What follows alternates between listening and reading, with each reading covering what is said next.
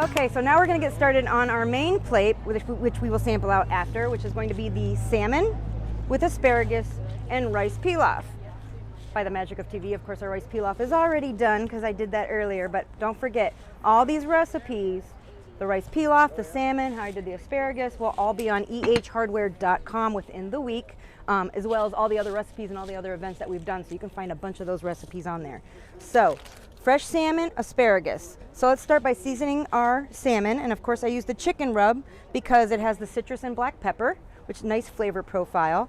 Another trick, a lot of people are like, a lot of people will either wet or oil first to make their rub stick to any of the meats, but honestly, everybody's different, every chef is different. I don't do that because the meat already is wet. It's already sticky. Your steak when you take it out, your chicken when you take it out, it already is wet. You don't need to do the oil because what's going to happen is you're going to coat it with the oil and your flavors aren't going to get through because you're kind of coating it and protecting it from your flavors. So I always do the flavors first. And don't be afraid to season.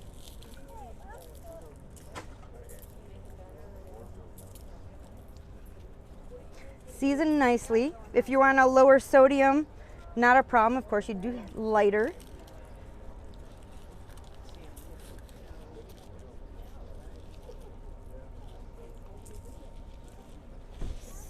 And then I push all my seasoning in.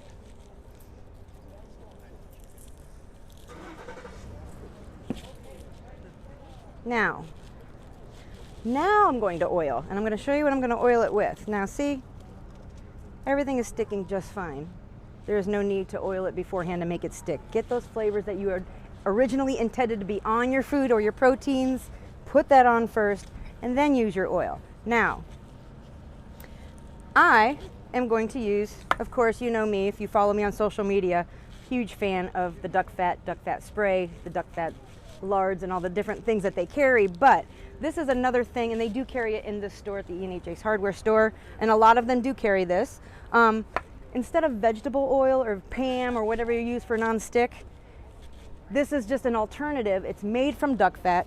It is fat-free, sodium-free, cholesterol-free, and it's just an alternative cooking spray, but it is made from the duck fat, so you get a nice flavor. So a lot of my clients that are keto or they're on their special diets and they do veggies, or my vegetarians, well, I can't do vegetarians of course because it's duck fat, but keto or different diets, I will use the duck fat on my vegetables and on my meats because it does add a nice flavor instead of Pam or just plain vegetable oils or different things like that they have to use with salt and pepper. So not only are you getting different flavors, you're intensifying your flavors.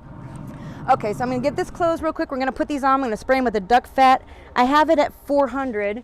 I'm going to do the salmon first because it'll take a little longer. Then we're going to stick the asparagus on. So we're going to do it all on the grill. So now I'm going to just spritz with the duck fat.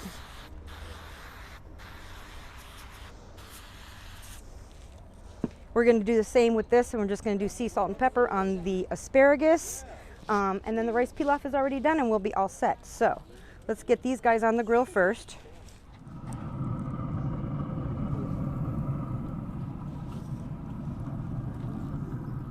And we wait. Okay, asparagus. You guys are going to hear the story again about the cutting off the asparagus. Okay, when you are doing asparagus, we're going to do this on the grill real quick. When you get the asparagus from the store, a lot of times you look at the bottom, you're going to see it's brown because sometimes the stores don't put the asparagus like they're supposed to in the water. All you do is, when you get home, is just simply grab a knife and just about, all you need is a quarter of an inch or half an inch, and just cut the bottoms off. Then you're left with a nice fresh, just like you would fresh flowers. And then grab a glass, just a teeny bit of water, because if you put too much, you're going to rot your asparagus. Just a teeny bit of water because just the bottoms need to sit in it. And then you just put your asparagus in the refrigerator and you save more room too because it's standing up straight instead of laying down in your fridge. Very simple. And it'll stay fresh and crisp just like this.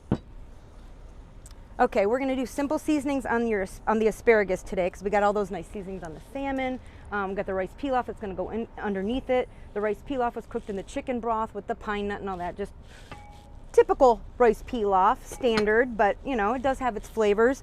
So I don't want to mix the flavors too much. You want to be able to taste everything. We're just going to do simple salt and pepper, and of course I'm going to use my duck fat. So asparagus, unlike salmon and proteins, does not have an oil or water to it. So I do have to spritz it a little bit to get the seasonings to stick. But don't forget about all these beautiful tops, because it soaks in a lot of flavor. So I always do my tops first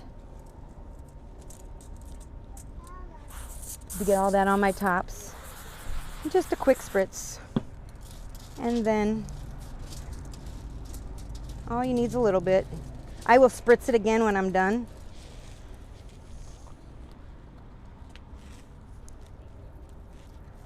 Just salt and pepper.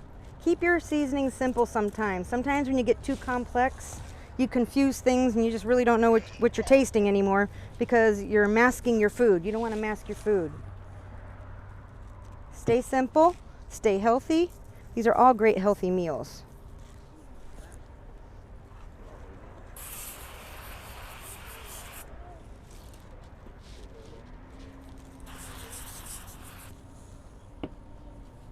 That there. We use this for the fish.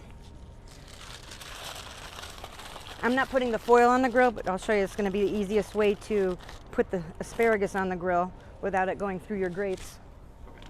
Okay, so our salmon is cooking nicely. We're at about 130 degrees, and we want our salmon to get to about 145. So minimum your salmon should be at 145 before you yank it off. If you like it more well done, then you can go up from there of what temperature you would like. So now we're going to put on our asparagus, because by the time that goes up about another 15 degrees or so, this should be just about done.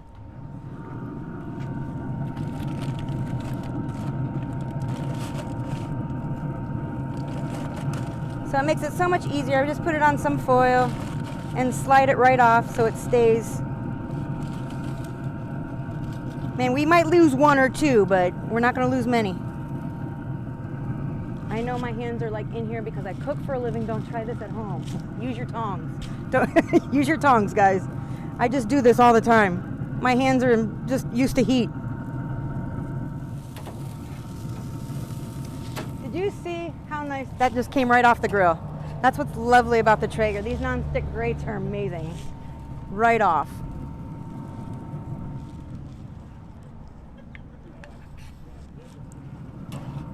Right off.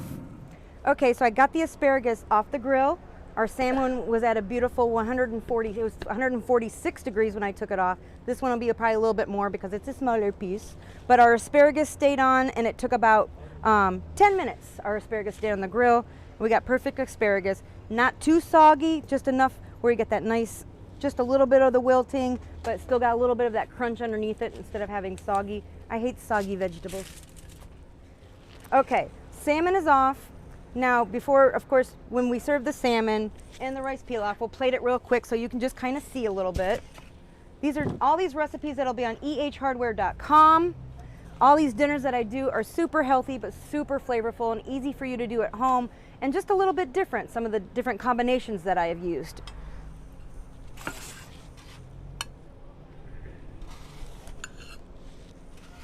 Rice at the bottom. When you go home, you can impress your husband or wife, make a really cool meal. Then we're going to do our veggies.